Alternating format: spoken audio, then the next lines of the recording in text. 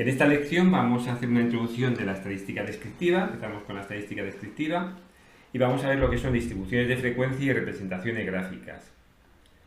Ya nos suenan un montón de conceptos de estadística. Sabemos ya diferenciar lo que es la estadística descriptiva o lo que es la estadística inferencial. Hemos visto ya lo que es un estadístico y lo que es un parámetro. Hemos visto variables y los tipos de variables con los que vamos a trabajar. Sabemos diferenciar lo que es una muestra, lo que es una población. Conocemos ya un poco el entorno del SPSS y cómo crear bases de datos en SPSS. Bien, en esta lección lo que vamos a ver ahora, dentro de la estadística descriptiva, vamos a ver lo que son distribuciones de frecuencias y vamos a ver también lo que son las representaciones gráficas.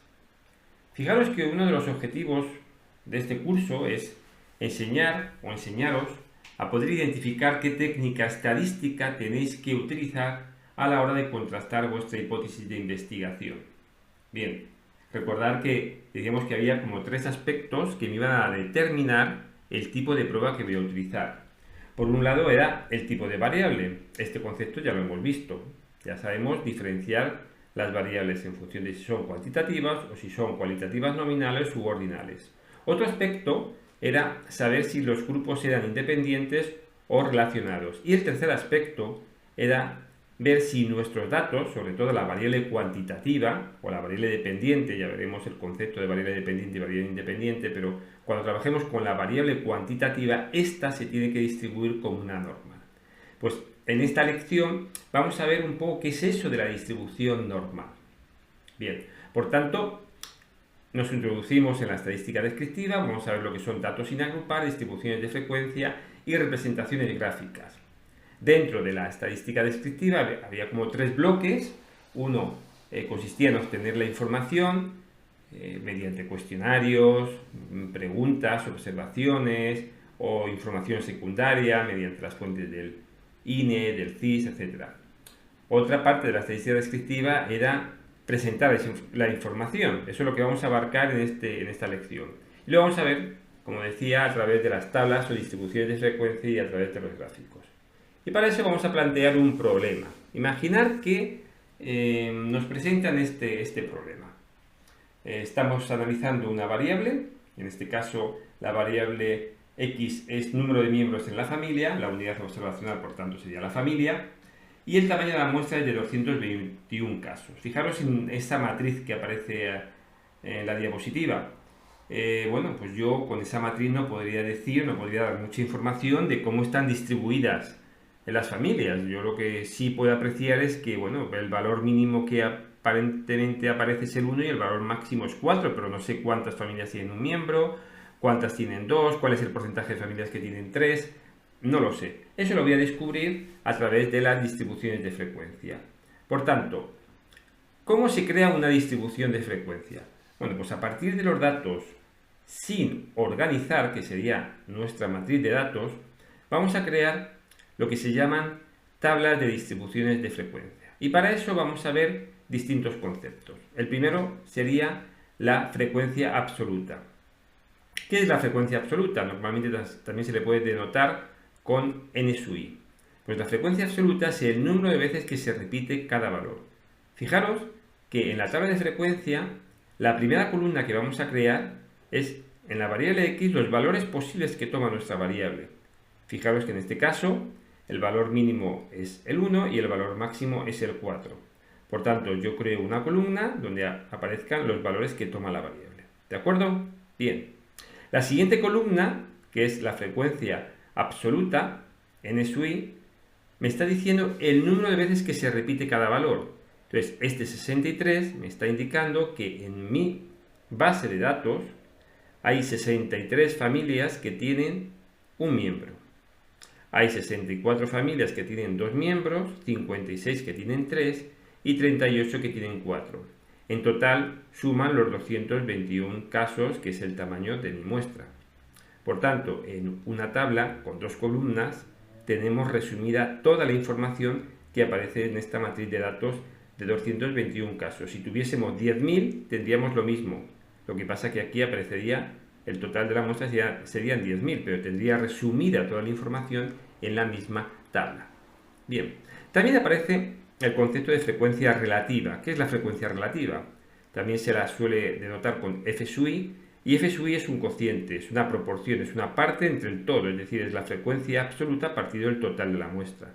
Es decir, ¿de dónde obtengo este 0,29? Lo obtengo de dividir 63 entre el total, entre 221. ¿De dónde obtengo este 0,29 también? Con dos decimales, pues sería de dividir 64 entre 221. Este 0,25 es dividir 56 entre 221 y este 0,17 se obtiene de dividir 38 entre 221. La suma de la frecuencia relativa me tendría que dar la unidad, porque son proporciones, parte del total. Bien, si yo es la frecuencia relativa las multiplico por 100, estoy obteniendo los porcentajes. Aquí sacando dos decimales, este 0,29 se convertiría multiplicado por 100 en 28,51. Es decir, el 28,51% de mi muestra tienen un miembro. El 28, casi el 29% de mi muestra tienen dos miembros, el 25, algo más del 25% de mi muestra tienen tres miembros y el 17,19% de mi muestra tienen cuatro miembros. Bien, otro concepto es la frecuencia absoluta acumulada. Presenta el número de casos igual o menor que ese valor x sub i. Bien, entonces, esta frecuencia absoluta acumulada la vamos a crear a partir de la frecuencia absoluta. Vamos a ir acumulando los datos. Entonces, el primer valor coincide con el primer valor de los n sub i. Ahora, a este valor de n sub i mayúscula le sumo el siguiente n sub i. Es decir, a 63 le sumo el 64 y obtengo el 127. Al 127 le sumo el 56 y obtengo el 183. Al 183 le sumo el 38 y obtengo el 221. Al final, este último dato tendrá que coincidir con el tamaño de la muestra.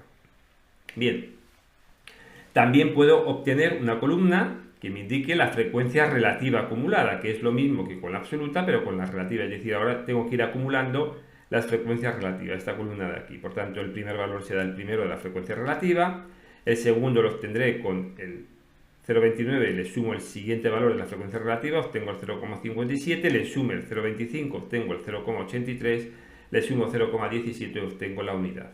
Si lo multiplico por 100, tendré el porcentaje acumulado. ¿De acuerdo?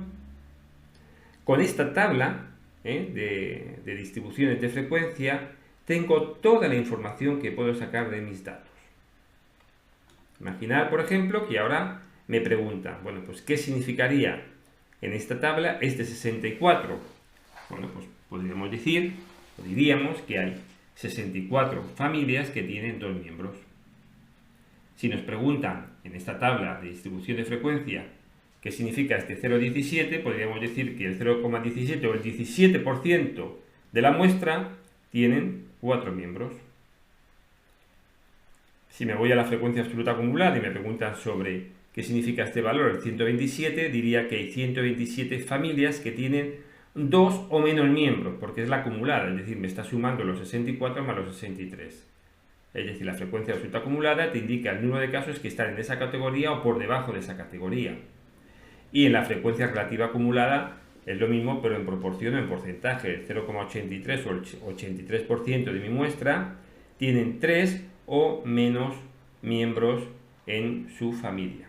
Fijaros cómo con la tabla de distribución de frecuencia puedo obtener toda la información a nivel descriptivo de mis datos.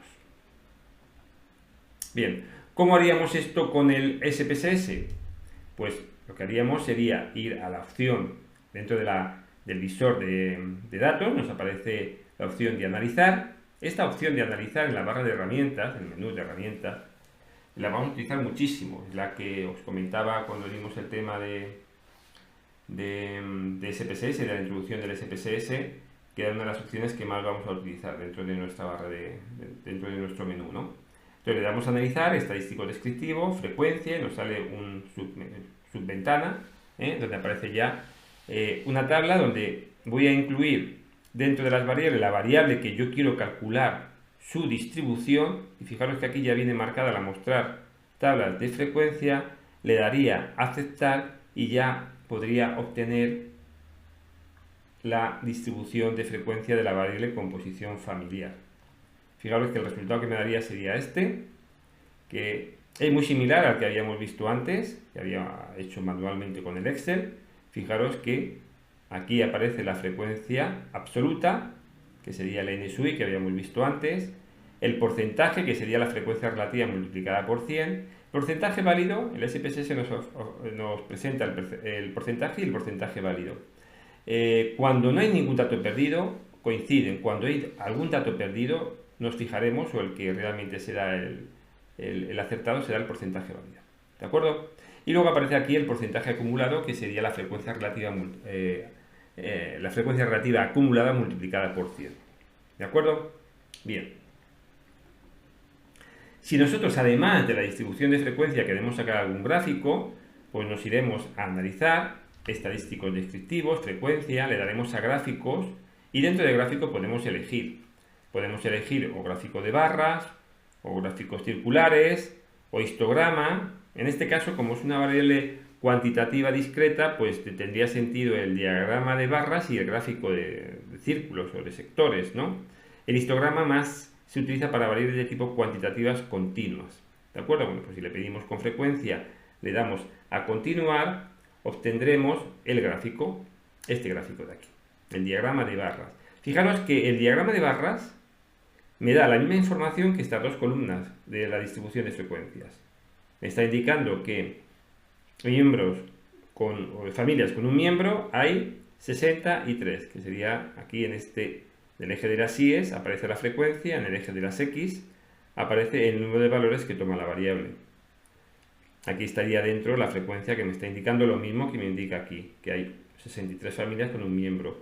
Hay 64 familias, que bien lo puedo ver aquí, donde se corta en el eje de las Y, o también el SPSS me permite ponerlo dentro. Hay 64 familias con 2 miembros, 56 con 3 miembros y tan solo 38 con 4 miembros. Fijaros que la gráfica y la distribución de frecuencia me está aportando la misma información. Bien. Cuando tenemos que representar variables de tipo cualitativo, sean nominales u ordinales, tenemos estas dos opciones fundamentalmente. El diagrama de sectores y el diagrama de barras en cuanto a representaciones gráficas. Y en cuanto a distribuciones de frecuencia, aquí os he puesto un par de ejemplos. Por ejemplo, para una variable de tipo cualitativa nominal sería el género. ¿Por qué tacho aquí esto? Bien, lo tacho porque como en el género no hay un orden, no tiene sentido el porcentaje acumulado. El SPSS lo va a dar, ¿no? Siempre, ¿no? Pero no tiene sentido en una variable de tipo nominal calcular el porcentaje acumulado porque no hay un orden. Sin embargo, en una variable ya de tipo ordinal sí tendría sentido, porque podríamos decir que el 75,8% de mi muestra tiene estudios de diplomado o menor que diplomado. Aquí sí que tiene sentido. ¿De acuerdo? Bueno, pues aquí vemos dos ejemplos, uno de variable cualitativa, otro de variable nominal en distribuciones de frecuencias con sus respectivas gráficas. El diagrama de sectores, que me marca, bueno, pues dentro de la circunferencia, el área de cada una de las categorías, por ejemplo, de género, pues, hombre o mujer, ¿no? Y el diagrama de barras, pues ya lo habíamos visto antes, pero en este caso, para una variable de tipo cualitativo nominal, aquí estarían los valores que toma la variable, estudios primarios, secundarios, diplomado, graduado y doctor, y la barra me indica las personas que hay aquí. Aquí hay 15 personas, ¿vale? Aquí hay más, aquí hay hasta 32 personas, aquí hay 44, que lo podemos ver aquí, o también lo podríamos ver en el eje de las Y, por donde corta. ¿De acuerdo? Bien. Visto esto, vamos a ver ahora un concepto que para mí me resulta muy importante. Bueno, antes hemos visto ahora variables de tipo cualitativos, nominal y ordinal. Vamos a ver algunas representaciones gráficas para las variables de tipo cuantitativas. Bien, variables de tipo cuantitativas, pues tenemos estas opciones de gráficas. Tenemos el histograma. Fijaros, el histograma se utiliza para variables de tipo cuantitativas continuas, cuando la variable toma muchísimos valores. Por ejemplo, cuando toma muchísimos valores, en lugar de trazar una barra para cada uno de los valores, se coge un intervalo. Entonces, esta barra está recogiendo dentro de los ingresos a aquellas personas, que en este caso son 12 personas, que tienen entre 1.000 y 1.820 euros. Luego, las personas que ganan entre 1.820 y 2.640, pues serían 16 personas. Los que ganan entre 2.640 y 3.460 serían, en este caso, 6 personas y así sucesivamente. ¿Vale? Este sería el histograma. Se utiliza para variables de tipo cuantitativas continuas. El diagrama de tallos y hojas también es una representación gráfica que es como un histograma pero al revés, volcado, ¿no? Aquí lo que me está diciendo es que hay 12 casos y si esto, por ejemplo, fuese la variable edad, este 2 sería la unidad y este 1 sería la decena. Entonces, como hay dos unos, hay dos 21, ¿lo veis? Luego, como hay tres doses, hay tres 22. Hay 4 23 y 3 24. En total suman 12 casos. Por ejemplo, aquí, si nos vamos aquí, hay un caso que tiene 63 años, hay dos casos con 65 años y, por ejemplo, pues aquí podemos ver que hay 9 casos, de los cuales 2 tienen 40 años, 1 41, 3 42, 2 43 y 1 44. Así es como se interpreta el diagrama de tallos y hojas. También una variable de tipo cuantitativo, como veíamos por ejemplo con la composición familiar, se puede representar mediante un diagrama de barras. Y por último tenemos la opción de pedir un diagrama de cajas y bigotes.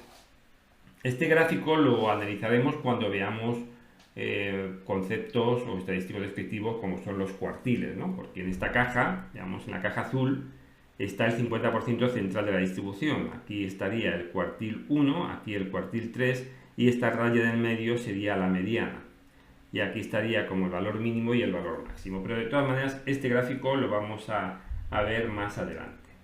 Bien, comentábamos al principio de esta lección lo importante que era saber si una distribución era o no era normal, porque era uno de los factores que me iba a indicar si yo al final voy a utilizar una técnica paramétrica o una técnica no paramétrica. En estas técnicas que aparezco aquí, pues las que están en verde serían técnicas paramétricas, las que están en un color como marrón serían técnicas no paramétricas. ¿Cómo elegir unas u otras? Pues veíamos que había tres factores: tipo de variable, si las muestras eran independientes o relacionadas, y también si la variable cuantitativa se distribuía como una norma. Entonces nos preguntaremos, ¿y qué es una distribución normal?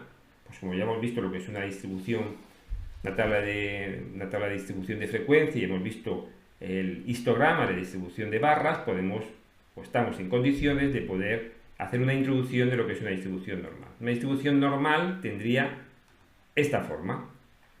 Sería una distribución que es simétrica, es decir, si la partimos por la mitad, un lado tiene la misma forma que el otro. Fijaros que si esto fuera un examen, pues más o menos la distribución se comporta como la famosa campana de Gauss.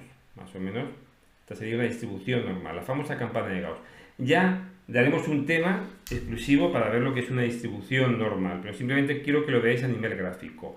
¿Cómo nos podemos alejar de la distribución normal? Nos podremos alejar de la distribución normal cuando mi distribución sea o muy asimétrica positiva o muy asimétrica negativa. ¿Qué significa que una distribución sea asimétrica positiva? Bueno, pues es asimétrica positiva cuando tiene esta forma. Cuando la mayor parte de los casos se concentran en valores bajos de la variable. Fijaros que si esto fuera un examen, ¿este examen cómo sería? ¿Fácil o difícil? Sería un examen difícil, porque la mayor parte de la gente se ha concentrado en valores bajos.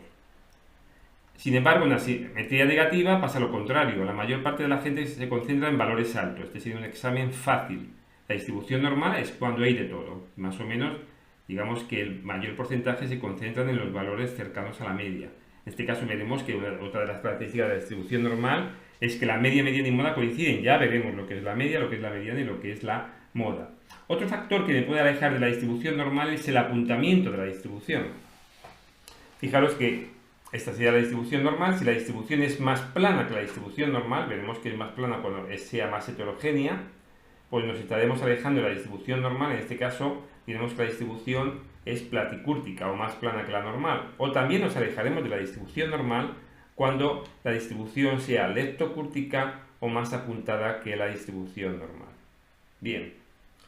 Por último, en resumen, lo que hemos visto es, a partir de una base de datos, cómo crear distribuciones de frecuencia, cómo crear gráficos, y hemos hecho una introducción de la distribución normal. Y lo que veremos en el siguiente tema, ya entraremos a ver los estadísticos descriptivos. Veremos medidas de tendencia central, media, mediana y moda. Y también veremos las medidas de posición, que son los cuartiles, deciles y percentiles.